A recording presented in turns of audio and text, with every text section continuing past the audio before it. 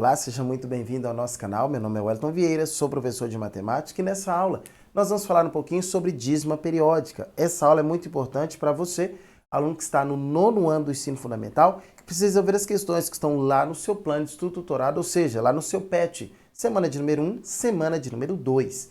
E para essa nossa aula, nós teremos como unidade temática justamente os números, o objeto de conhecimento, dízimas periódicas, fração geratriz, habilidade, reconhecer e utilizar procedimentos para a obtenção de uma fração geratriz para uma dízima periódica.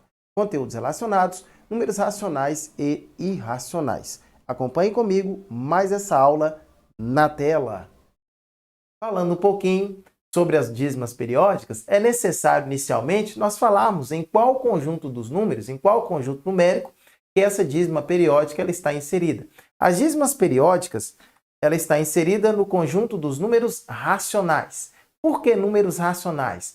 Todo número racional é aquele número que pode ser representado, que pode ser escrito na forma de fração, ok? Em que todo número racional é representado pela letrinha Q. A nossa fração, lembrando, eu tenho um número de cima, que é chamado de numerador, e o número embaixo, que é chamado de denominador. O número de cima, que é o numerador, ele pode ser tanto positivo, quanto negativo, quanto também o número zero. O nosso denominador, que é o número que está embaixo, ele tanto pode ser positivo, quanto negativo, mas ele não pode ser o número zero. Por isso que nós temos essa barrinha de restrição aqui, ó. Essa barrinha de restrição, só para te lembrar, ela pode ser chamada de tal que, pode ser chamada de visto que, ok? Então, nós temos aqui uma fração representando o conjunto dos números racionais, tal que, visto que, desde que, esse numerador, que é o número A, tá vendo? O número de cima, ele tanto pode ser positivo, quanto negativo, quanto também o número zero. Por isso que esse símbolo de pertence que nós temos aqui, ó, pertence ao conjunto dos números o quê? Inteiros, ok? E o denominador, que é o B, ele também pertence ao conjunto dos números inteiros.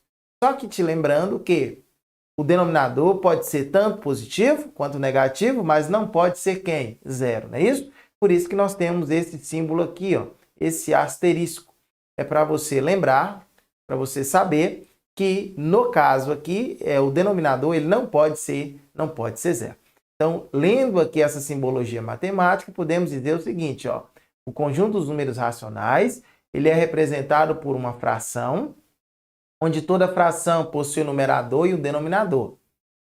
É racional desde que o numerador seja um número positivo, negativo ou até mesmo um número zero. E o denominador, ele também pode ser tanto número positivo quanto número negativo, mas não pode ser o número zero, ok? Depois que nós conseguimos entender essa simbologia e conseguimos definir o conjunto dos números racionais, podemos então entender o seguinte, ó, que o conjunto dos números racionais é composto de todos os números que podem ser escritos na forma de fração. Então eu tenho aqui dois exemplos de frações, ó. Vamos pegar o número meio, 1 sobre 2.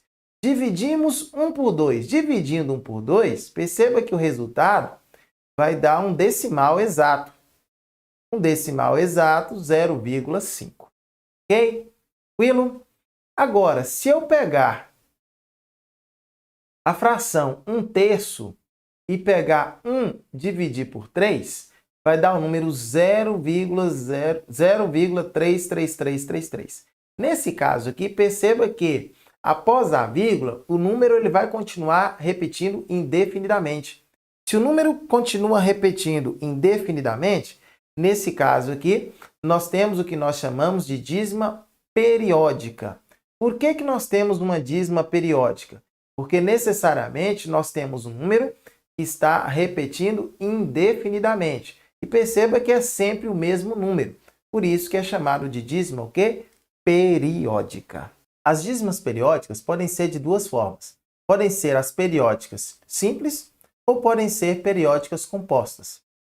Ora, quando é que a dízima periódica ela é chamada de dízima periódica simples? As dízimas periódicas, elas serão simples quando necessariamente, após a vírgula, todos os números eles se repetirem indefinidamente. Por exemplo, aqui eu tenho o número 1,22222. Perceba que após a vírgula é o período 2. Então, por isso, a dízima periódica simples.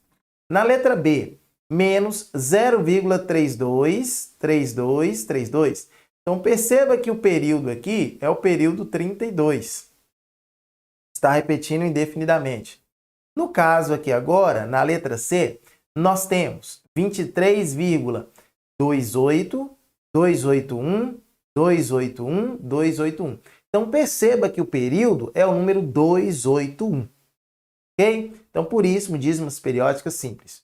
Então, vamos olhar agora esses outros exemplos aqui, ó. Na letra A, nós temos 1,3222222, lá vai. Perceba que agora nós temos um número aqui, ó, que não está repetindo indefinidamente. Então, esse número que não está repetindo sempre, ele não é um número periódico, ok? O período é apenas o número 2. Como após a vírgula eu tenho um número que não se repete indefinidamente, então por isso que nós chamamos de dízima periódica o quê? Composta. Ok? Tranquilo? Então vamos lá, continuando aqui, ó, menos 0,1323232. Então o período aqui é 32, ó. O 1 não é período. Então por isso que nesse caso nós continuamos tendo uma dízima periódica, porque nós temos o número 323232 que está repetindo sempre, mas nós temos um outro número aqui que não faz parte do período, que está após a vírgula. Na letra C, após a vírgula, tem algum número que não faz parte do período? Tem sim, ó, o período é 281, não é isso? Qual o número que não faz parte do período, que está após a vírgula? O número 54, exatamente. Por isso que nesse caso, nós temos uma dízima periódica composta. E fechando aqui, para fechar nossa aula, nós vamos então falar um pouquinho sobre a reta numérica. Porque nessa reta aqui nós temos, olha só, o número 0 e nós temos números inteiros, ó, 1, 2, 3, 4, porque após o 0 todos os números na reta são positivos e antes do 0 todos os números na reta eles são negativos, menos 1, menos 2. Ok? Só que nós estamos falando de números inteiros. E os números racionais, eles podem ser representados na reta? Podem sim. Por exemplo, nós temos o número meio aqui, ó. Meio. Então, meio está entre 0 e 1. Nós temos uma outra fraçãozinha aqui, ó, 8 quintos. A fração 8 quintos, esse número está entre 1 e 2. Aqui eu tenho o número menos meio. Menos meio está entre menos 1 e 0. Aqui eu tenho esse número, menos 1,4555555, lá vai. Perceba que o 5 faz parte do período. Essa dízima é uma dízima periódica simples ou ela é uma dízima periódica composta?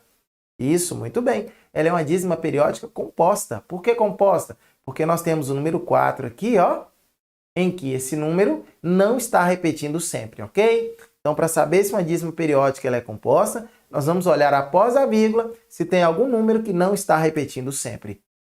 Aqui nós temos também, ó, representando na reta aqui, ó, o número menos 1,44444, lá vai. Então, nesse caso aqui, o período 4, todos os números após a vírgula estão se repetindo, não é isso?